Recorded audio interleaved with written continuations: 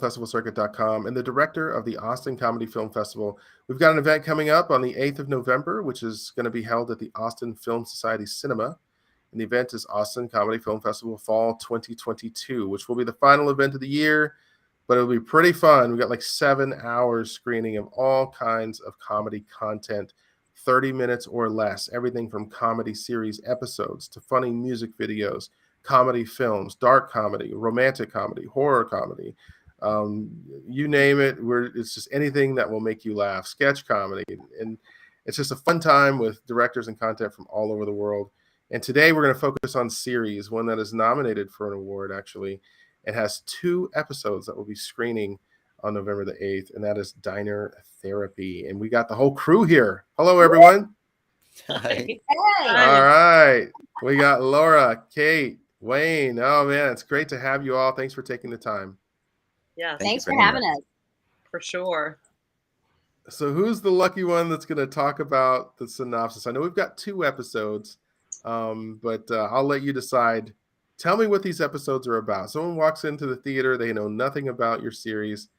What are they going to see? Laura? Well, I can do episode 1 because I directed it. Kate actually wrote it and conceived the whole idea of this fun series. And it's about Dr. Dolly Ray, who Kate plays. And she is a therapist, and we're in the height of COVID.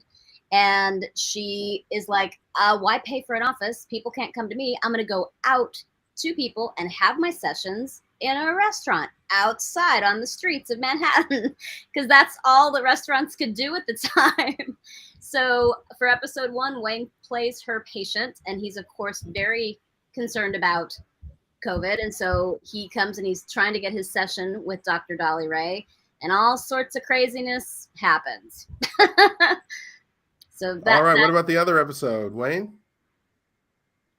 Yes, episode 2, Dolly has moved her office to Central Park, where she knows has to get stuck with a bill at the end of every session for what she has to buy at the diner. But the clients do have to bring her some pie just so she's not without food for the day. But in this episode, she has a long-standing client, Millie, who took Dolly's advice on pillow therapy, but then ended up falling in love with the pillow. So now the pillow and she are together in Central Park to have a therapy session with Dolly Ray under the pine trees. So And I don't know it's a super fun episode. I don't know if you can hear me, but I just want to say that episode 1 takes place at the intensity of the beginning of the pandemic. Episode 2 was like sort of halfway through it, and what will be episode 3 is at the end of it. So we see, it's really, Dr. Dolly Ray. She's for be outdoors or risk losing her livelihood, and she does it in the diners. And then, as Wayne just said very well, she moves it to Central Park because she's getting too fat from all those pies. So yeah. All right, that's a good bird's eye view of the whole thing. So, well, I'm going to ask each of you. I'm going to go around the room. Talk to me about your motivation just to be involved with the series creatively. Why did this appeal to you? I'll start with you, Kate. Let's just stick with you, Kate. Okay. Why this series? Where did this come from? Great question. Thank you so much. First of all, I'm in my apartment, and in the midst of the COVID crisis, we were all in our apartments quarantining, and I was just like, there was so much darkness around us, and I really wanted to do something that would bring a little levity to the situation. I wanted to come at this from a comedic standpoint, and I happen to really know and respect these 2 amazing creators and actors. They're brilliant comic geniuses, and I reached out to Wayne and Laura. I don't forget in which order, but yeah. And like I said, I wanted to give them an opportunity to do something with me. Very like Fast and Furious. It was like not, we had no permits. Oops, sorry, we did it. Yeah, and I just wanted to bring a little light. And I think we did that, and we've won the Audience Choice Award with episode 1 at another festival, and we're we're also gaining awards with episode 2, Best Supporting Actress nomination for Laura. So yeah, so I hope that answers your question. It does. Yeah, let's go to Laura now, since you just mentioned her, who's in front of the camera, behind the camera, creatively. Why did this whole project appeal to you? Well, truly, like Kate said, being in the midst of the pandemic in New York City was really intense, and it was a very scary time. I mean, all the theaters had shut down, and I was mainly a theater actor at the time, and so it was like, wow, what do we do? How do we keep our spirits up? Much less our creative spirits. And so I was doing like some readings online and doing, some Zoom theater. And then Kate said, hey, what do you want to do? What do you think about a short film, And I loved her idea. And I had been for the past 2 years filming and editing and creating my own show called Laura Loves New York, where I run around New York and film stuff. And so I learned a lot of stuff on my own and through Ella Thier, who's a really great mentor. And so I was saying to Kate, I said, well, I mean, I've shot all sorts of parts of the city. I'd be happy to shoot this for you if you want, because we wanted to be kind of just guerrilla about it and just be like, hey, we're a small band coming together. We just want to make something fun and funny. And I loved it. I loved her script. When we did read-throughs with Wayne, I would just crack up the whole time. And so I'm like, this is going to be fun.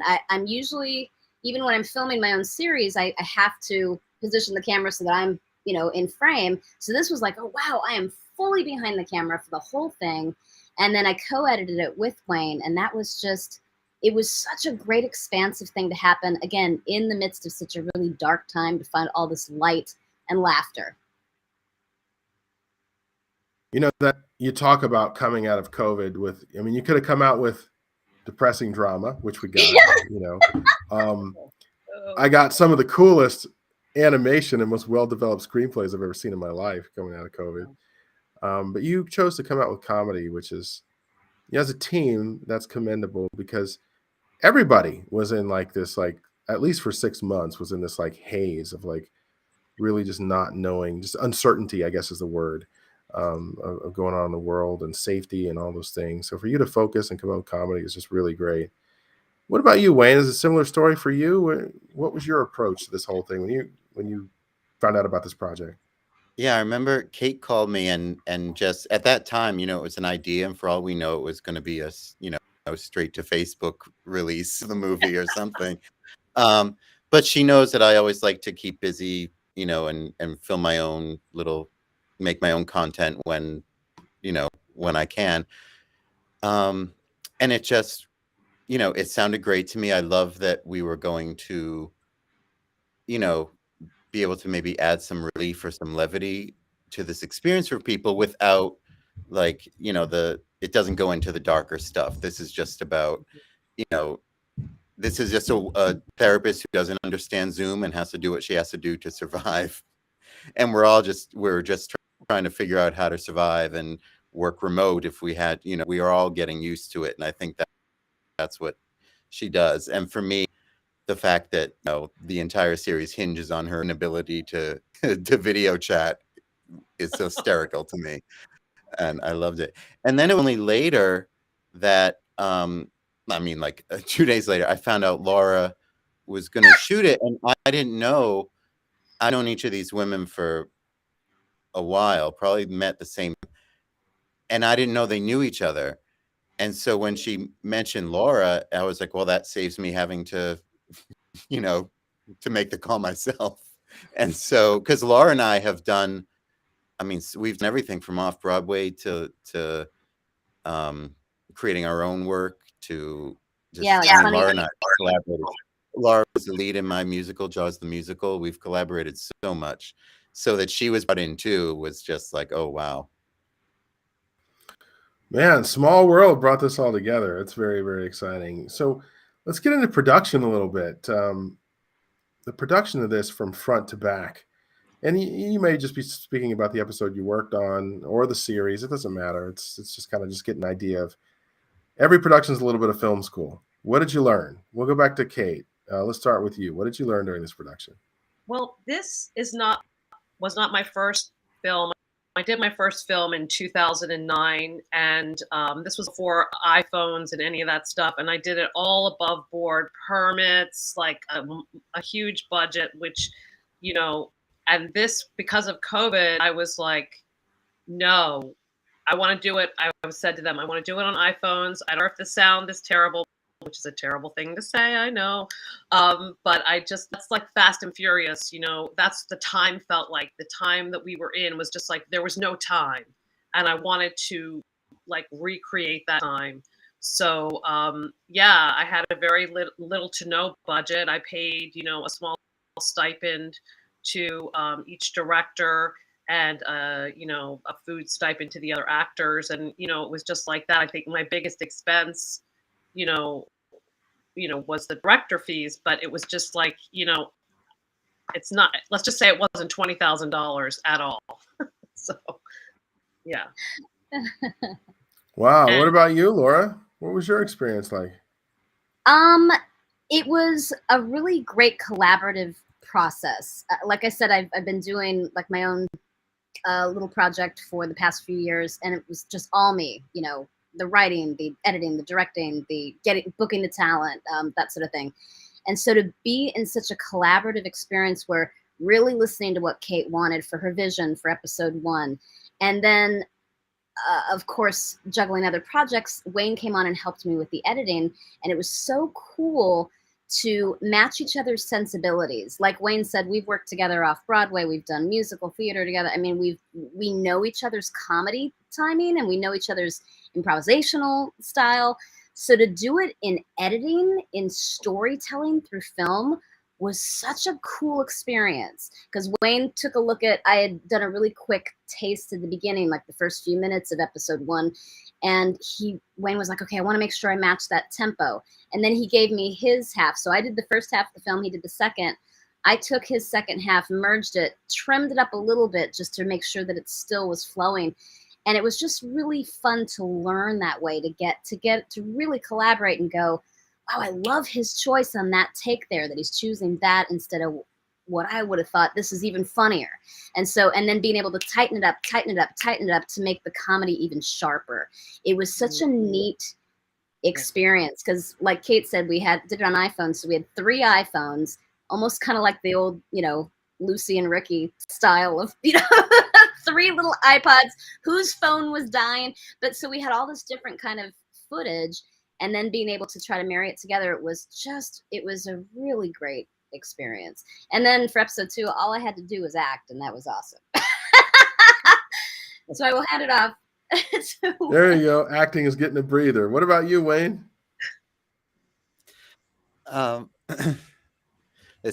me, this was the first time.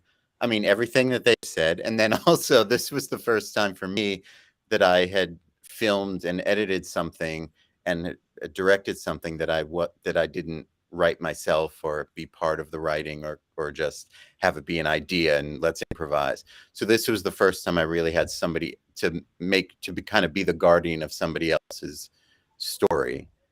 And then how that felt on the day of filming, to really, you know, then I had a vision in my head on the day of filming of like how I wanted to go. So it's very collaborative how we, you know, Kate conceived the project. She wrote the scripts.